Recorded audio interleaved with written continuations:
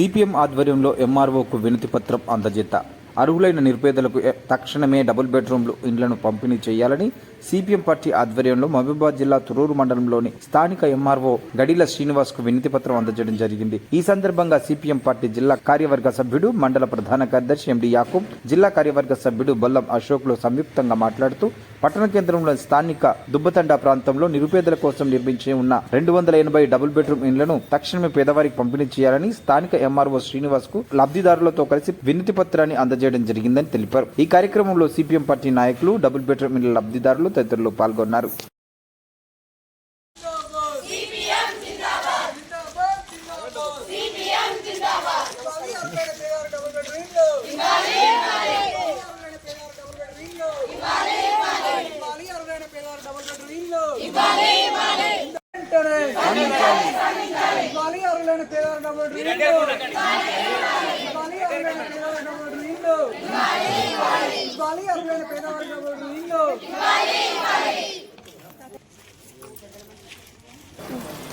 గత 8 నెలల నుంచి అర్హులైన పేదలకు డబుల్ బెడ్రూమ్లు ఇవ్వాలని సిపిఎం పార్టీ అర్హులను తీసుకొని ఈ పోరాటం కొనసాగించింది.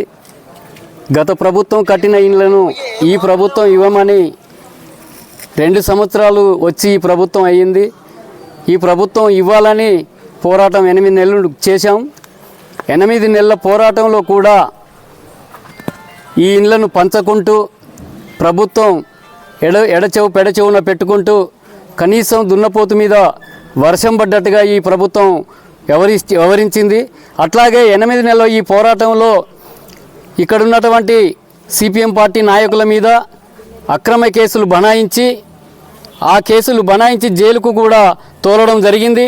కానీ పేదల పక్షాన మాత్రం కనికరం చూపినటువంటి ఈ ప్రభుత్వం ఇప్పటికైనా కనువిప్పు చేసుకొని ఈ పేదలను గుర్తించి ఈ 280 ఇండ్లు తొర్రూరులో కంప్లీట్ అయినటువంటి డబుల్ బెడ్రూమ్లను ఇవ్వాలని మళ్ళీ ఈరోజు ఎంఆర్ఓ గారికి ఈ పేదల పక్షాన ఒక మెమోరాండం ఇవ్వడం జరిగింది.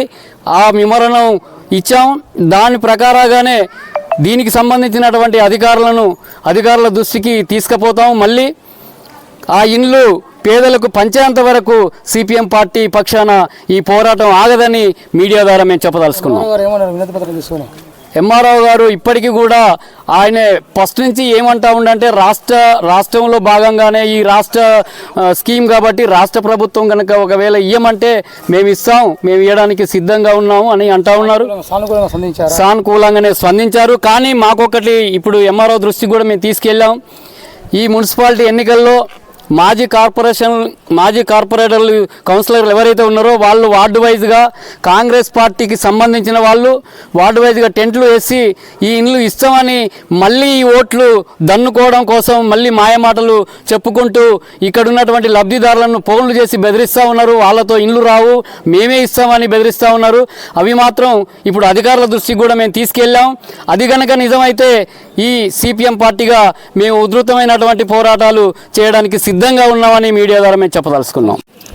మిత్రులారా, ఈరోజు సిపిఎం పార్టీ తొర్రూరు మండల కమిటీ ఆధ్వర్యంలో అర్హులైనటువంటి పేదలందరికీ కూడా డబుల్ బెడ్రూమ్ ఇండ్లు పంచాలని మండల తహసీల్దార్ గారికి వినతిపత్రం ఇవ్వడం జరిగింది.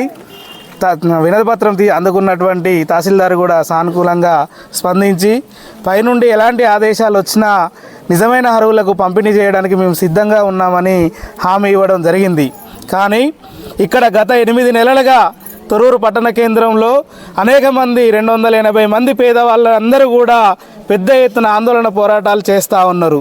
కానీ పై అధికారులకు కావచ్చు, అదేవిధంగా స్థానిక ఎమ్మెల్యేకి కావచ్చు ఇక్కడ పేదల గోడు పట్టనటువంటి పరిస్థితి ఉంది. ఇప్పుడు ఎన్నికలు వచ్చినాయి కాబట్టి, మున్సిపల్ ఎన్నికలు వచ్చినాయి కాబట్టి ఇక్కడ మున్సిపాలిటీలలో మీటింగ్లు పెట్టి ఇవాళ కాంగ్రెస్ నాయకులు అనేక ప్రగోభాలు పలుకుతూ ఉన్నారు. ఇప్పుడు ఎన్నడూ లేనటువంటి ప్రేమ పేదల మీద ఇప్పుడు వాళ్ళకు పుట్టుకొచ్చింది. ఇన్ని రోజులు వాళ్ళ అధికారంలోకి వచ్చి 2 సంవత్సరాలు దాటినప్పటికి కూడా అప్పటి నుంచి పేదలు కనిపించలేదు. కానీ ఎన్నికలు వచ్చేసరికి మాత్రం కనిపిస్తూ ఉన్నారు. ఇప్పుడు ఈరోజు ఎన్నికల కోసం మాత్రం ఎమ్మెల్యేల లబ్ధి పొందడం కోసం మాత్రం ఈరోజు ముందుకు వచ్చి టెంట్లు వేసి మెయ్యున్నాయి అని వాళ్ళ మీద ఎక్కడ లేనటువంటి అభిమానం, ప్రేమ చూపిస్తారు. ఉన్నారు. ఇవన్నీ దొంగ ప్రేమలు అనుకుంటా ఉన్నారు. ఎందుకు అనంటే నిజంగా పేదల మీద మీకు చిత్తశుద్ధి ఉన్నా, ప్రేమ ఉన్నా ఎన్నికల ముందే వాళ్ళకి ఇండ్లు పంపిణీ చేసి ఇళ్ళకి పోవాలని సిపిఎం పార్టీగా డిమాండ్ చేస్తూ ఉన్నాం. అలాగంక కాకుంటుంటే రానున్న ఎన్నికల్లో కాంగ్రెస్ పార్టీకి వ్యతిరేకంగా ప్రచారం చేయాల్సినటువంటి అవసరం ఉంటుంది. అదేవిధంగా పేదలందరూ ముక్తకంఠంతో వ్యతిరేకించాల్సినటువంటి అవసరం ఉంటుందని ఈ సందర్భంగా తెలియజేస్తూ ఉన్నాం.